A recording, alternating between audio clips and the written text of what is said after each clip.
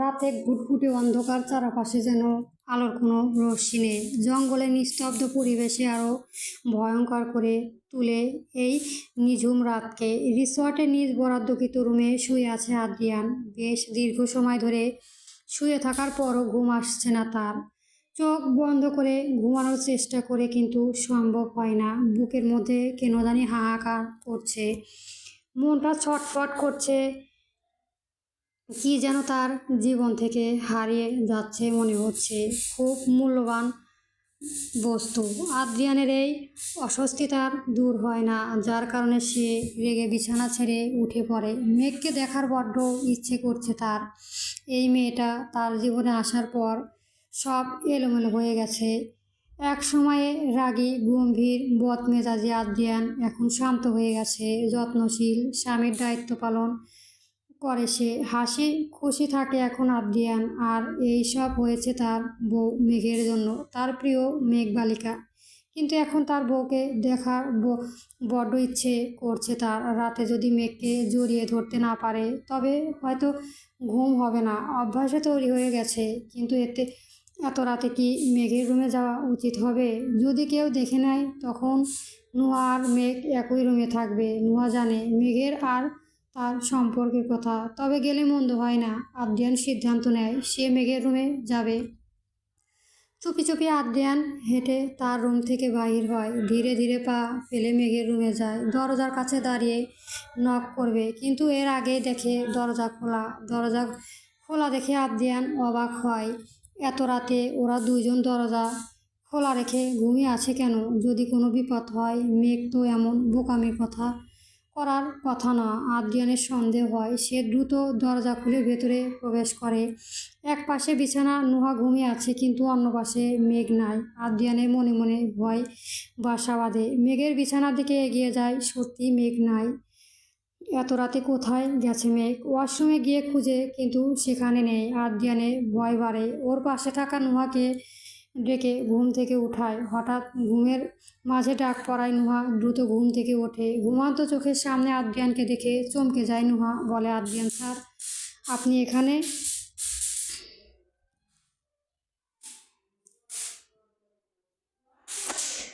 এত রাতে?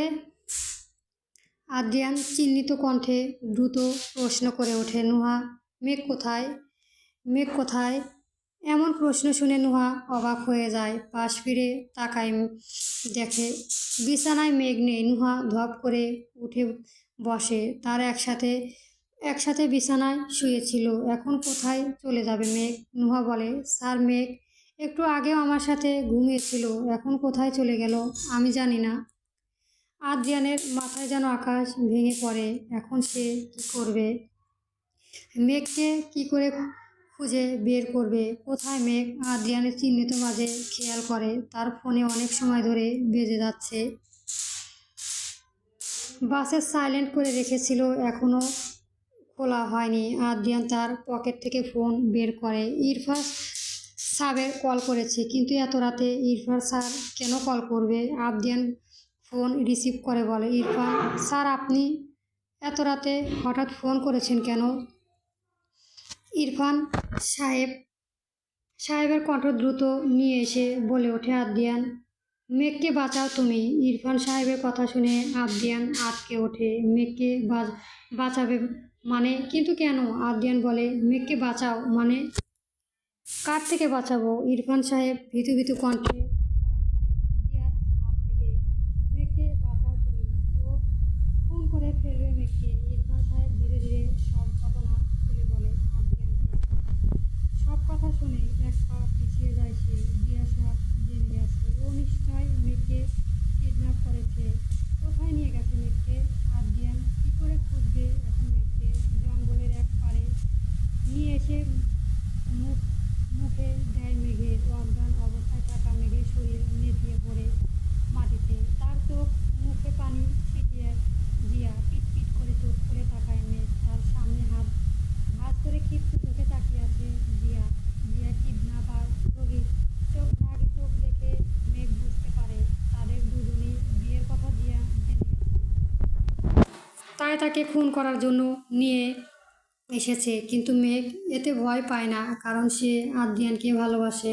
আর এই জিয়ার মতো সাইকো আর বেহায়া নারীর জন্য নিজের স্বামীকে সে ছাড়বে ছেড়ে দেবে না। মেঘ বলে, জিয়া, কেন কিডন্যাপ করেছো আমায়? কি শত্রুতা তোমার সাথে আমার? বলো, উত্তর দাও। মেঘের জোরাল কণ্ঠে শুনে জিয়া এগিয়ে গিয়ে ওর চুল ধরে বসে। চুলের টান পড়ায় রাগে রাগে চোখে তাকায় মেঘ। বেশ শক্ত করে ধরেছে বিধায় ব্যথা করছে। জিয়া নিজের রাগে প্রতিফলন দেখা দেখাতে আরও অধিক জোরে চেপে ধরে মেঘের চুল।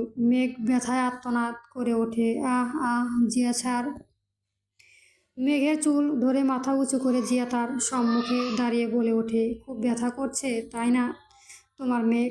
এটাই মাত্র শুরু। তোমার আর আদ্রিয়ানকে যখন আমি একসাথে দেখি, এখন আমারও কষ্ট হয়। আদ্রিয়ানকে ভালোবাসি আমি, ও শুধুই আমার। শুনেছো তুমি মেঘ? জিয়ার কথা শুনে মেঘ হাসে। ভালোবাসা আর পাগলামের মধ্যে তফাৎ জিয়া বোঝে না। ভালোবাসা মানুষকে পেয়ে গেলে সব ভালোবাসার পূর্ণতা পায় না। কখনো নিজের সুখ বিসর্জন দিয়ে হলেও অন্যকে। আর জিয়া যতই আদ্রিয়ানকে ভালোবাসুক, মেঘ জানে আদ্রিয়ান শুধু তাকেই ভালোবাসে, অন্য আর কাউকে নয়। মেঘ বলে, জিয়া, আদ্রিয়ান শুধু আমায় ভালোবাসে, স্বামীও আমার। আমি আদ্রিয়ান রোদওয়ানের বউ হই, আর তুমি কে? তৃতীয় নারী। তাছাড়া তুমি তো ভালোবাসার মানে বোঝো না জিয়া। তুমি আদ্রিয়ানকে ভালোবাসো না, ওইটাই ভালোবাসা নয় জেদ। জিয়া হাসে, কিন্তু নিষ্ঠুর তার হাসি। জিয়া বলে, যদি জেদ হয় তবে জেদ। আদ্রিয়ানকে মেডিকেলে পড়া অবস্থা থেকে ভালোবাসি আমি, প্রায় 5 বছর ভালোবাসা আমার। তুমি কি বুঝবে ভালোবাসার মানে কি? জিয়ার কথা শুনে মেঘ হাসে। সে বোঝে না ভালোবাসার মানে কি। গত 9 বছর ধরে যে মানুষটার জন্য অপেক্ষা করছে, স্বামী হিসেবে যার জন্য প্রতিদিন নিজের মনে স্বপ্ন সাজিয়েছে, কান্না, অপমান, অবহেলা সব সহ্য করেছে, তাকে সে ভালোবাসে না? তার চেয়েও বেশি আদ্রিয়ানকে ভালোবাসে শুনি। জিয়া মুখের উপর তাচ্ছিল্য হাসি হাসে মেঘ। ভালোবাসা মানে তুমি বোঝো না জিয়া। আর তুমি যা করো করো না কেন, আদ্রিয়ান তোমায় ভালোবাসবে না। মরে গেলেও তুমি ওকে পাবে না, কখনোই না। আদ্রিয়ান আমায় না হলেও আমি কারো হতে দেব না মেঘ। যদি ওর সাথে আমি সংসার না করতে পারি, তবে তুমিও পারবে না। মেঘ জিয়ার দিকে তাকিয়ে প্রশ্ন করে, আমায় খুন করলেও তুমি খুশি হবে জিয়া? জিয়া উন্মাদের মতো বলে ওঠে, হুম, হব, অনেক খুশি হব। মেঘ নির্লিপ্ত কণ্ঠে বলে ওঠে, তবে আমায় খুন করে ফেলো, কিন্তু আমার বিশ্বাস আদ্রিয়ান তোমায় কখনোই ভালোবাসবে না। আমার মৃত্যু ওর ঘৃণার পরিমাণ বাড়তে তোমার প্রতি। ঘৃণা করলে করবে তুমি, আমি তোমার মৃত্যু দেখতে চাই মেঘ। জিয়া এইটা তোমার জেদ আর ভালোবাসার মধ্যে পার্থক্য। তুমি শুধু চাও আমার হারাতে, আদ্রিয়ানকে ভালোবাসতে নয়। আদ্রিয়ান তোমার জেদ দিয়ে। জিয়া মেঘের কথা শুনে জিয়া দ্বিগুণ রেগে যায়। সে আর কানে কোনো কথা শুনতে চায় না। রেগে টেনে হিঁচড়ে মেঘকে নিয়ে আসে পাহাড়ের খাদের কাছাকাছি। নিচে বিশাল বড় গর্ত।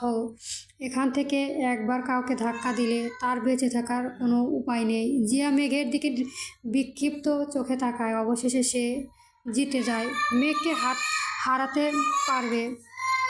নিচে গর্তর দিকে তাকিয়ে চোখ বন্ধ করে নেয় মেঘ। হয়তো আজ তার মৃত্যু হবে, কিন্তু মৃত্যুর আগে সে আদ্রিয়ানকে দেখে যেতে চায়। বাংলাদেশে থাকায় তার বড় আব্বুর মুখ চোখের সামনে ভেসে ওঠে। ওই মানুষটা তাকে নিজ সন্তানের মতো বড় করেছে। মৃত্যুর আগে তাকে দেখে যাওয়ার সুযোগ হবে না মেঘ? সৃষ্টি, শারনি বেগম, সবাইকে মিস করবে সে। মৃত্যুর 7 মিনিট আগে মানুষের চোখের সামনে সব প্রিয় মানুষদের মুখ ভাসে। তার জীবন, সব ঘটনা। হয়তো মেঘের সাথেও তাই হয়েছে। মেঘ চোখ বন্ধ করে সব দেখে নেয়। জিয়া মেঘের হাত ধরে টেনে পাহাড়ের কাছে নিয়ে আসে। এরপর বলে, সরি মেঘ, এই জীবনে তোমায় আর আদ্রিয়ানের সাথে সংসার হলো না। গুড বাই মেঘ। কথাটা বলে শক্ত হাতে জোরে ধাক্কা দেয় পাহাড়ের উপর। থেমে মেঘকে আকম্বিত ধাক্কায় ছিটকে নিচে পড়ে যায় মেঘ। ঠিক তখনই হঠাৎ একজোড়া হাত এসে জিয়াকে সরিয়ে দেয়। নিচে পড়ে যাওয়ায় মেঘ হাত ধরে ফেলে। মেঘ অবাক হয়ে তাকায়। মেঘের চোখ মুখে আসা প্রদীপ জ্বলে ওঠে। তাকে আটকে থাকা মুখ নিয়ে উপরের দিকে তাকায় মেঘ। পাহাড়ের উঁচু ঢিলার উপর হাত বাড়িয়ে থাকা মানুষটার মুখ দেখে মেঘ বলে ওঠে, আ আ আদ- আদ্র অস্পষ্ট স্বরে আদ্রিয়ানের নাম উচ্চারণ করার আগেই অপর পাশে থেকে জিয়া উচ্চ চিৎকার করে বলে ওঠে, আদ্রিয়ান তুমি। আদ্রিয়ান জিয়ার কোনো কথা কানে তুলল না। ও মেঘের হাতে শক্ত করে ধরে রাখে, কিন্তু মেঘ অনেক নিচে চলে যায়। আদ্রিয়ানের পা পিছলে যায়। মেঘ বোঝে যদি এখন আদ্রিয়ান তাকে বাঁচাতে যায় তবে নির্ঘাত আদ্রিয়ান নিচে পড়ে যাবে। মেঘ বলে, আদ্রিয়ান ছাড়ুন আমার হাত, আপনি নিচে পড়ে যাবেন। আদ্রিয়ান কিন্তু আদ্রিয়ান ছাড়ল না। মেঘের হাত শক্ত করে ধরে রাখে, উপরে ওঠার চেষ্টা করে। আদ্রিয়ান বলে, মেঘ তোমার হাত আমি ছাড়ব না। হয় বাঁচার হলে একসাথে বাঁচবো, না হয় মরে যাব। তবে দুজনে এই সিনেমাটিক ডায়লগ গায়ে আগুন ধরিয়ে দেয় জিয়া। খুব শখ না একসাথে মরার, তবে মরে একসাথে। জিয়া অপর পাশ থেকে এক পাথর নিয়ে এসে হাতে করে মেঘটা দেখলো, এখন যদি এই পাথর আদ্রিয়ানের মাথায় মারে তবে আদ্রিয়ান মারা যাবে। মেঘ নিজ হাতে ছাড়ানোর চেষ্টা করে। মেঘকে হাত ছাড়াতে দেখে আদ্রিয়ান আরও শক্ত করে ধরে রাখে। মেঘ জানে যদি সে এখন মারা না যায় তবে আদ্রিয়ান বাঁচবে না। জিয়া পাথর নিয়ে আদ্রিয়ানকে মারতে যায়। মেঘ বলে, আদ্রিয়ান ছাড়ুন আমার হাত, প্লিজ ছেড়ে দেন। আদ্রিয়ান এখনও মেঘের হাত শক্ত করে চেপে ধরে বলে, না মেঘ, তোমায় ছাড়বো না আমি, তোমায় অনেক ভালোবাসি মেঘ, অনেক ভালোবাসি। মেঘ কান্না মিশ্রিত কণ্ঠে বলে ওঠে, আমিও আপনাকে অনেক ভালোবাসি আদ্রিয়ান, জীবনের শেষ মুহূর্তে অবধি আমার হয়ে থাকবে। এই এক জীবনে শুধুমাত্র আপনাকে ভালোবাসি আর সারা জীবন তাই বাঁচব। আদ্রিয়ান আর মেঘের কথা শুনে জিয়ার হাত থেকে পাথর পড়ে যায়। ওর ঠায় হয়ে দাঁড়িয়ে থাকে, কোনো শব্দ করে না। নির্বাক ভঙ্গিতে মেঘকে বাঁচানোর জন্য আদ্রিয়ান আকুতি দেখতে থাকে। এই মানুষটার জন্য সে অন্য একজনকে খুন করতে যাচ্ছে, যে কখনোই তাকে ভালোবাসেনি। অবশ্য আদ্রিয়ানের দোষ দিয়ে কী হবে, দোষ ওর। মেডিকেলে পড়ার শুরু থেকে আদ্রিয়ান তার থেকে দূরে থাকতো, অপছন্দ করতো, কিন্তু সে সবসময় আদ্রিয়ানের কাছে যাওয়ার চেষ্টা করতো। নিজের আত্মসম্মান, কেরিয়ার সব ভুলে গিয়ে আদ্রিয়ানের ভালোবাসা পাওয়ার চেষ্টা করেছে। ভালোবাসার মানুষের হাতে 14টা থাপ্পড় খাওয়ার পরও তার পিছু পিছু ঘুরেছে, তাকে ভালোবেসেছে। শত অপমান সহ্য করে বেহায়ার মতো আর কাছে ফিরে গেছে। কতটা নিচু ছিল না সে, নিজের জেদ আবেগকে ভালোবাসা ভেবে ভুল করেছে। মেঘ সত্যি বলছে, সে কখনোই আদ্রিয়ানকে ভালোবাসেনি। ভালোবাসা মানেই জিয়া বোঝে না, পাহাড় থেকে নিচ পড়ে গেল মেঘ মারা যাবে, এই কথা সে জানে, তবুও নিজ হাত ছাড়ানোর চেষ্টা করছে যেন আদ্রিয়ান পড়ে না যায়। অথচ জিয়া নিজ স্বার্থ আর জেদের জন্য তার ভালোবাসার মানুষকে খুন করতে চায়। আর যদি মেঘ মারা যায় তবুও কি আদ্রিয়ান কখনোই তাকে ভালোবাসবে? হয়তো জোর করে আদ্রিয়ানের বউ সে হতে পারবে, কিন্তু ওর ভালোবাসার মানুষ মেঘই থেকে যাবে। জিয়ার জিতে গিয়েও হেরে যাবে, আর মেঘ হেরে গিয়েও জিতে যাবে। জিয়ার এখন নিজের উপর বড্ড ঘৃণা লাগছে। কি বাজে ছিল তার চিন্তা ভাবনা, যে কেন সে আদ্রিয়ানের জন্য পাগলামি করতে গেল। আজ যদি সে জেদকে খুন করার দায়ে জেলে চলে যেত তখন তার মা বাবা কি হতো? তার মা হয়তো কান্না করতে করতে মারা যেত। একবারও কি নিজ পরিবারের কথা ভেবেছে সে? তার কেরিয়ার ডক্টরের কথা না, শুধু স্বার্থপরের মতো নিজ ভালোবাসা আর জেদকে বজায় রেখেছে।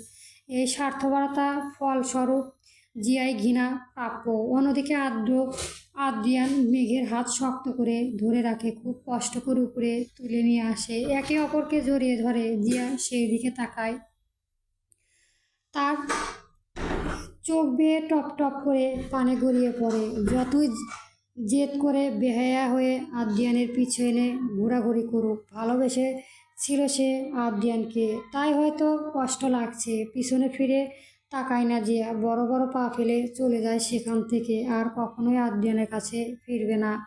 বেহায়ার মতো ভালোবাসি বলবে না, সুখে থাকুক সারা জীবন, তাকে ঘৃণা না হয় করবে, নিজ ভুল বুঝে সে চলে যায় বহুদূরে।